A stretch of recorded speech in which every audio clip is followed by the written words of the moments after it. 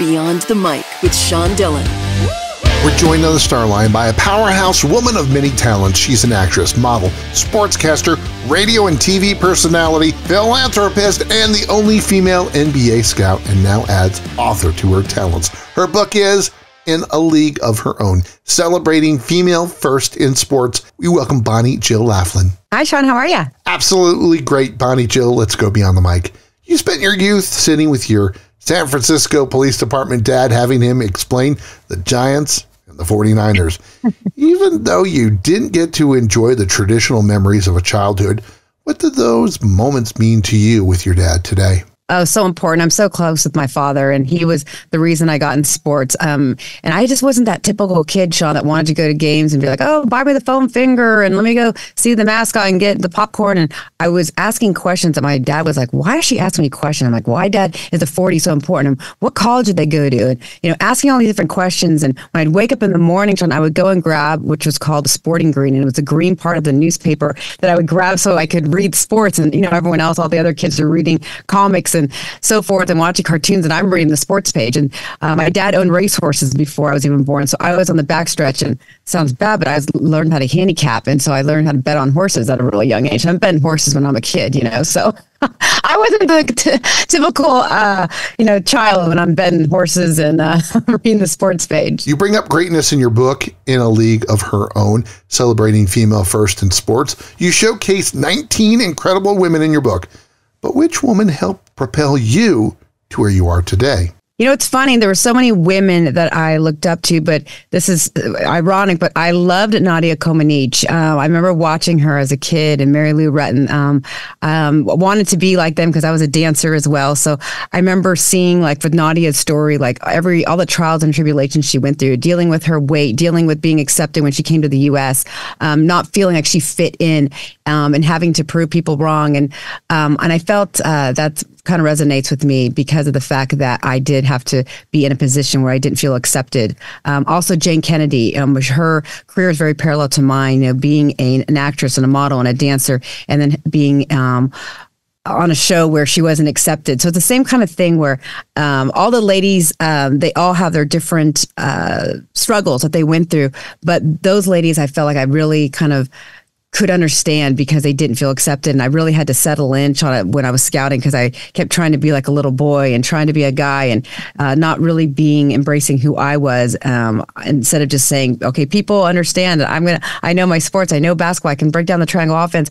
But instead I was so worried about being accepted. And I don't know, eventually I was able to kind of settle in, like I said, but it was tough. It was really tough. As NIL tightens its grip on college sports and the NCAA is unable to control it like it wants to, what's the negative impact of NIL on women's sports? Well, I don't know. It's tough because, you want these college athletes to be able to make money and, like a Caitlin Clark and so many women making the money and men as well. But at the same time, you wonder if it takes away from the college aspect of, playing for the game, the passion of it.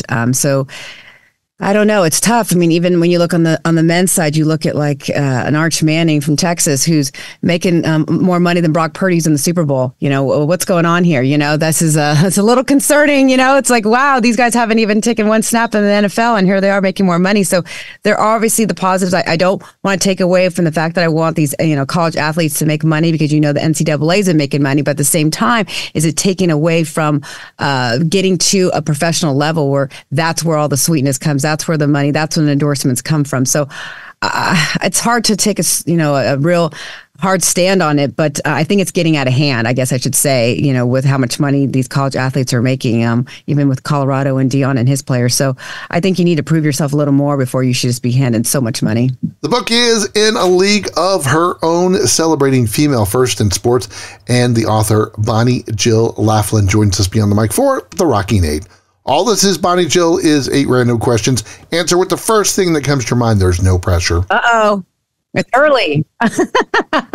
Bonnie-Jill, what's the first thoughts that you had when you opened that first box of your books, when they were sent to you? Wow, I've worked really hard for this. I've been working 3 years to try to get a publishing deal. No one would take it because they said that they wanted me to do a tell-all book instead about the Lakers and my Cowboy days, and I wouldn't do a tell-all. So no one wanted to take it because they said it was too feel-good. It was too inspiring, too aspiring as well. And so now to have it like in my hands and be like, wow, this is something that can empower women when other people didn't want to, was really telling. Sorry, that was a one word. That was a lot. I know you have a strong opinion on this. Which of the NFL players should be in the NFL Hall of Fame next? Oh, gosh. I'm going to go to my roots. Roger Craig, he was with Joe Montana and Jerry Rice and the running back there. And if you look at his records and you look at his stats, he deserves to be there. For some reason, the committee won't put him in. And so hopefully a veteran committee will. But it's been taking a while, but I really deserve that Roger deserves to be in the hall and deserves to be in Canton. You truly believe in helping rescue animals through your Hounds and Heroes charity. So, what's your favorite breed of dog? Mutt. Mutt is my favorite. You know, the dog that's, you don't know what he is, you know, that's the dogs I take in. So, and also the special needs dog, but all my animals are, you know, mutts that I get from the pound, from the shelter. And they're the best dog. They're pretty durable and resilient when they're a mutt. How about your favorite pair of corral boots? Oh, my favorite, my fringe ones, the Bonnie-Jill boot, the boot that's named after me that I designed after our Dallas Cowboys. It's got the stars and the white fringe and the blue and silver. That's my favorite. Yes or no? Should John Fisher sell the Oakland A's? Yes. Sell him, please. He's, you know, that guy started, you know, I know everyone loved the Moneyball, but it's like, you know, anytime the A's fans, you know, like a player, he trades them, gets rid of them. You know, he just is there to make some money. And now the poor Oakland fans, they don't know what's going on. Are they going to have a Vegas location? Are they going to stay in Oakland? Where they're going to be? It's, you know, for a team that, you know, does pretty well in the postseason, you know, they don't really have much of a heart because of him. And so hopefully he'll sell the team and someone could take him over. And change those unis. I don't like the unis. What's the best boxing match you've ever seen live? Oh, gosh, Holyfield. I